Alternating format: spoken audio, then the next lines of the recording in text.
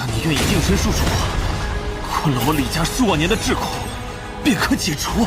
此山是由破灭镜造化而出，乃4大上古禁术之一。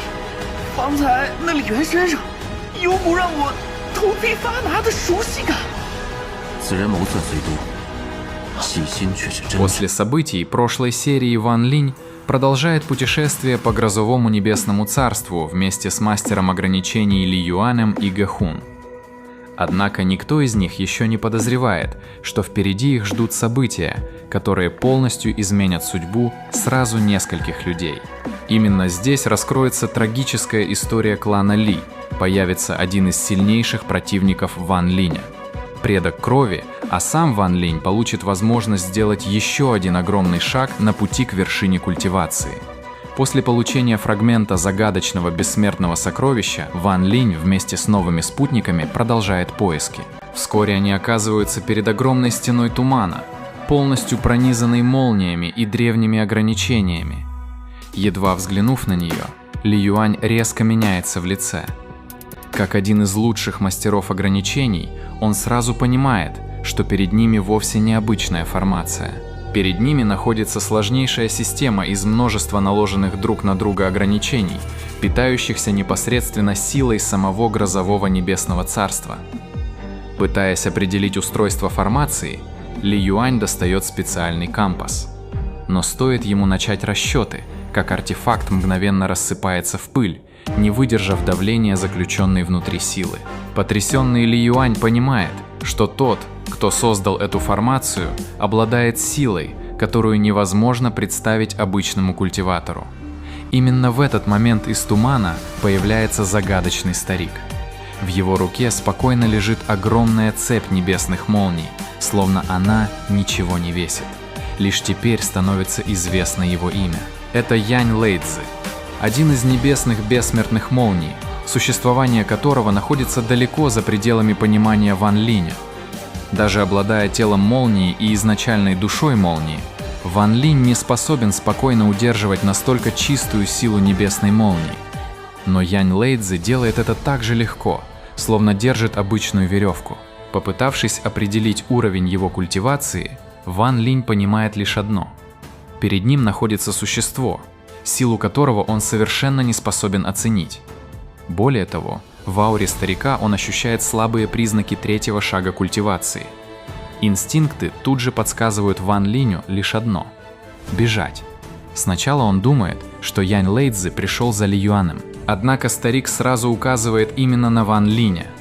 «Человек, которого я искал, это ты. Иди сюда». Не понимая происходящего, Ван Линь требует объяснений и спрашивает, почему старик вообще заманил его в подземный лабиринт ограничений. Однако Янь Лэйцзы даже не собирается отвечать. Он просто протягивает руку. В тот же миг пространство в радиусе нескольких километров полностью застывает. Ван Линь оказывается обездвижен, словно на него одновременно наложили бесчисленные техники остановки. Понимая, что обычными способами не выбраться, он без колебаний использует собственную кровь сущности и применяет секретную технику побега, изученную еще в землях демонического духа. Ему удается вырваться из пространственного плена и мгновенно оказаться далеко в стороне.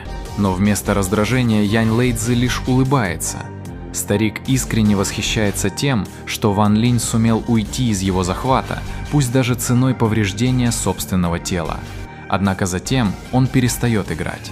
Если раньше использовал лишь малую часть своей силы, то теперь слегка увеличивает ее. Одного легкого движения ладони оказывается достаточно, чтобы само пространство начало двигаться в обратную сторону.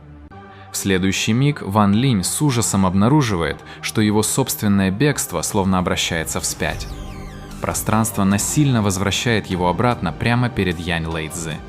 На лбу Ван Линя выступает холодный пот. За все время культивации он еще никогда не сталкивался с настолько непостижимой техникой. Понимая, что сопротивление бессмысленно, он почтительно складывает ладони и спрашивает, зачем столь могущественному существу вообще понадобился такой младший культиватор? Ответ оказывается совершенно неожиданным. Янь Лэйцзы нужен вовсе не Ван Линь. Ему нужен громовый зверь, который спокойно находится в пространственном мешке Ван Линя. Старик заявляет, что всего лишь одолжит его на некоторое время, а потом обязательно вернет. Хотя Ван Линю это совершенно не нравится, выбора у него нет. Он выпускает громового зверя наружу. Но едва зверь появляется, Янь Лэйцзы мгновенно хватает его одной рукой. Увидев серебряный рог громового зверя, старик остается очень доволен. После этого он спокойно сообщает еще более удивительную вещь. Теперь не только этот зверь принадлежит ему на время. При необходимости он может забрать любого громового зверя у любого посланника храма громовых бессмертных. Несмотря на огромную разницу в силе, Ван Линь все же решается возразить. Он сдерживает гнев и говорит: «Старший обладает столь высокой культивацией.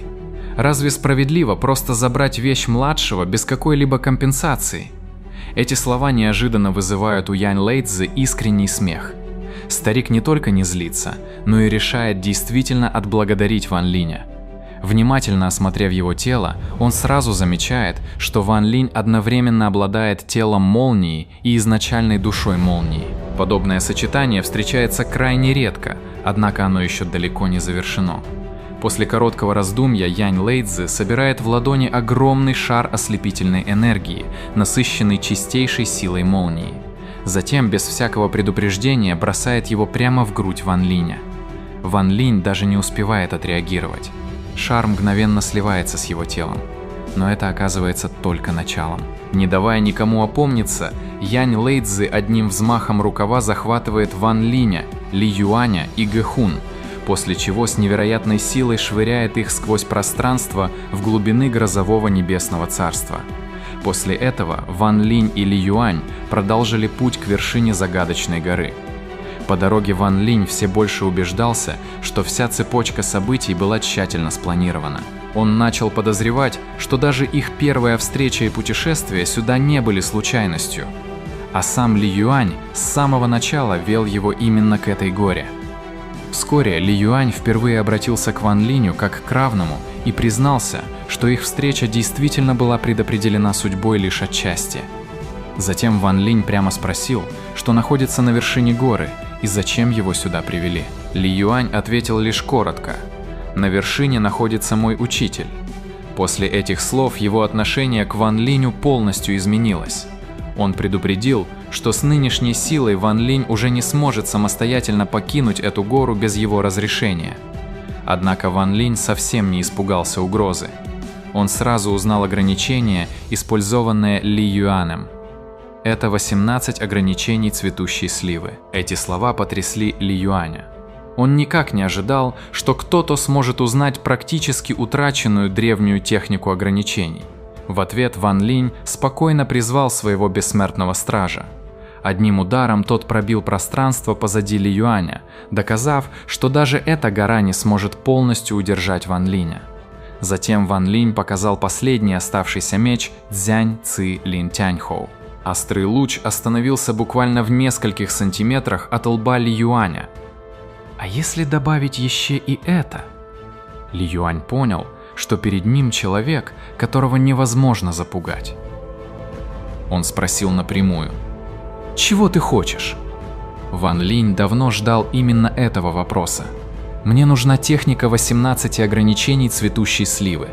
Это была практически невозможная просьба. Даже в древности этой техникой владел лишь глава школы ограничений.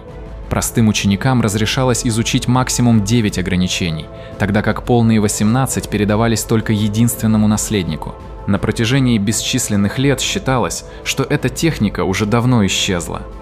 На самом деле Ван Линь догадался о ней гораздо раньше. Еще в пещере демонического духа он увидел, как Ли Юань одним движением использовал сразу 18 ограничений. Позже он окончательно убедился в своих выводах, когда внимательно изучил нефритовую пластину Ли Юаня. Понимая, что скрывать знания больше бессмысленно, Ли Юань достал нефритовую пластину. Однако внутри находились лишь первые 13 ограничений. Он пообещал передать оставшиеся 5 только после завершения всех дел на вершине. Ван Линь внимательно изучил пластину. Вместо привычных заклинаний внутри находились 13 огромных каменных статуй, каждая из которых представляла отдельное ограничение. Даже Ван Линь почувствовал сильное волнение. Он понимал, что получил часть одной из самых ценных техник ограничений во всей Вселенной. После этого Ли Юань решил рассказать происхождение самой горы. По его словам, после рождения мира существовало 9 величайших законов. Одним из них был закон ограничений. Все техники ограничений делились на 4 уровня: небесный, земной, таинственный. Однако существовал еще более высокий уровень – пустотный. Именно к нему относились 4 великих древних ограничения. Эта гора была создана одним из них – ограничением разрушения. Поэтому никто за бесчисленные годы так и не смог полностью раскрыть все ее секреты. Во время разговора Ли Юань продолжал разрушать одно ограничение за другим. После каждого разрушенного ограничения вся огромная гора словно уменьшалась, а ее вершина постепенно становилась ближе. В этот момент Гэхун неожиданно тайно передала Ван Линю сообщение через божественное чувство. «Старший, спасите меня. Этот человек сошел с ума». Но Ли Юань сразу заметил это. Он холодно посмотрел на нее. «Если хочешь что-то сказать, говори вслух. Не нужно использовать божественное чувство». Теперь стало окончательно ясно, что прежний спокойный Ли Юань исчез. Понимая, что скрывать правду уже бессмысленно, Гэхун спросила напрямую. «Разве это я виновата в том, что произошло с твоим родом? Это сделали мои предки». Ответ Ли Юаня оказался совершенно холодным. «Ты – их прямая наследница. Этого достаточно». Испугавшись, Гэхун достала все свои сокровища. Она предложила ему древний свиток, железный меч, компас и все содержимое пространственного мешка. Она умоляла отпустить ее. Ли Юань спокойно забрал вещи, но отпускать ее не собирался. Развернув древний свиток, он увидел изображение высокой горы. У ее основания находился огромный бессмертный меч. На рукояти стоял один человек. На самом кончике меча – второй. Именно этот второй человек удивительно напоминал самого Ли Юаня. Увидев картину, Ван Линь внезапно понял одну крайне важную вещь. Возможно, Ли Юань действительно каким-то образом связан с настоящими бессмертными. Эта мысль даже его заставила испытать сильное потрясение. Тем временем Гэхун решила воспользоваться последним шансом. Она развернулась и побежала обратно вниз по горе. Но Ли Юань даже не попытался ее остановить. Он спокойно продолжил подниматься вверх вместе с Ван Лином, лишь попросив немного подождать. По мере продвижения ограничения становились все сложнее. После разрушения каждого из них гора продолжала уменьшаться. Наконец они достигли самой вершины. Перед ними возвышалась огромная статуя бессмертного высотой около 30 метров. Рядом с ней стоял гигантский меч. На его кончике была высечена фигура человека. Стоило Ван Линю взглянуть на статую, как он почувствовал чрезвычайно опасную силу. Простой жест руки статуи словно пытался силой вырвать его душу из тела. В следующее мгновение сознание Ван Линя оказалось втянуто в древнее видение. Сознание Ван Линя полностью погрузилось в древнее видение. Перед его глазами развернулась картина битвы времен уничтожения мира бессмертных. Бесчисленные бессмертные взмывали в небо на своих летающих мечах, устремляясь навстречу неизвестному врагу. Однако противника Ван Линь так и не увидел. Один за другим бессмертные просто взрывались в воздухе, словно их существование стирала невидимая сила. Внезапно вперед вырвался один особенно могущественный бессмертный. Его меч был окутан фиолетовыми молниями. На рукояти меча стоял его хозяин. На самом кончике меча находился преданный слуга. Именно этот слуга был тем самым человеком, чья статуя стояла на вершине горы. Меч с невероятной скоростью рассекал небо, а исходящая от него ци меча была настолько ужасающей, что даже душа Ван Линя задрожала. В этот момент раздался тихий голос: «Пока жив я, душа моего господина не погибнет». Однако сразу после этих слов хозяин меча внезапно пал. Он умер прямо во время полета. Слуга застыл в полном отчаянии. Для него учитель был всем смыслом жизни. После смерти хозяина он потерял цель существования. С абсолютной решимостью он последовал за своим господином навстречу смерти. Но еще до того, как смог погибнуть, его тело рухнуло вниз. Огромный меч вонзился в вершину горы. Гора раскололась. Из обломков постепенно сформировались две каменные статуи. Одна изображала бессмертного, вторая – его верного слугу. В тот же миг в сознании Ван Линя прозвучал древний голос: «Потомки моей крови, снимите ограничения и позвольте мне пробудиться. Если ваших сил недостаточно, передайте это следующим поколениям». Одновременно с голосом в душу Ван Линя попыталась проникнуть загадочная печать. Она стремилась оставить на нем рабскую метку. К счастью, именно в этот момент внутри тела Ван Линя продолжала бушевать сила, подаренная Янь Лэйцзы. Раскаленная энергия разрушила вторгавшуюся печать прежде, чем та успела укорениться. Тяжело дыша, Ван Линь сделал несколько шагов назад. Благодаря тысячелетнему опыту культивации он сразу понял истинную природу этой силы. Это вовсе не наследование силы. Это древняя, бессмертная техника порабощения. Рабская печать. Она предназначалась для того, чтобы навечно подчинить себе весь род потомков. За прошедшие десятки тысяч лет ее сила значительно ослабла, но даже сейчас оставалась смертельно опасной. Если бы не преобразование тела Ван Линя, начатое Янь Лэйцзы, он вполне мог бы стать новой жертвой этой печати. Но Ван Линь заметил еще одну странность. Печать разрушилась не только из-за силы внутри его тела. Создавалось впечатление, будто она уже была связана с кем-то другим. Ли Юань спокойно спросил: «Ты тоже почувствовал ее?» После этого он раскрыл правду. Рабская печать уже давно принадлежала роду Ли. Именно поэтому она не смогла полностью подчинить Ван Линя. Затем Ли Юань коснулся статуи. Он ударил по ней силой бессмертной энергии. Статуя мгновенно рассыпалась на бесчисленные осколки, но уже через секунду полностью восстановилась, словно была абсолютно бессмертной.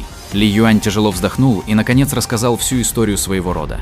Когда-то семья Ли входила в число 6 сильнейших древних семей мира всех небес. Они считались величайшими мастерами ограничений. Из поколения в поколение представители семьи Ли легко достигали второго шага культивации. Но все изменилось после того, как один из их предков случайно оказался на этой горе. Здесь он попал под действие рабской печати слуги Бессмертного. С этого дня каждый потомок семьи Ли рождался уже отмеченным этим проклятием. Никто больше не мог прорваться ко второму шагу. Продолжительность жизни членов семьи также резко сократилась. Даже при одинаковом уровне культивации представители рода Ли жили примерно втрое меньше остальных культиваторов.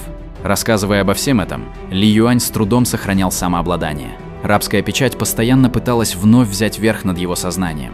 Поэтому ему приходилось снова и снова накладывать ограничения между бровями, чтобы сохранить собственную личность. Затем он рассказал о величайшем гении семьи Ли. Хотя тот тоже не смог прорваться ко второму шагу, его понимание ограничений достигло невероятного уровня. Даже эксперты второго шага предпочитали не вступать с ним в бой. Желая разрушить проклятие семьи, он отправился путешествовать по разным звездным областям. Он обменивал техники ограничений на редкие сокровища, получил древний свиток, добыл особый компас. Вернувшись домой, он убедил половину семьи добровольно пожертвовать своими жизнями. Использовав их души, он создал железный меч, обладавший аурой настоящего бессмертного.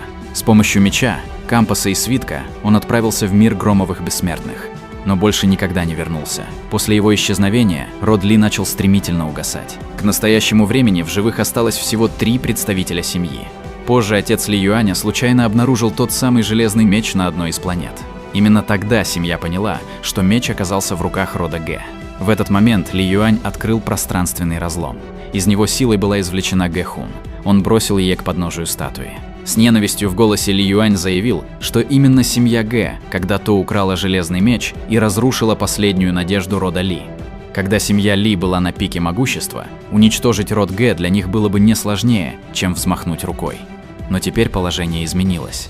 Семья Гэ уже имела нескольких экспертов второго шага, тогда как род Ли оказался навечно заперт в пределах первого шага. Много лет назад Ли Юань специально проник в семью Гэ под чужим именем. Он узнал всю правду. При этом старейшины рода Гэ прекрасно понимали, кто он такой. И все же сознательно позволили ему сопровождать Гэхун в мир Громовых Бессмертных вместе с 3 семейными реликвиями. Теперь Ли Юань собирался завершить дело своего великого предка.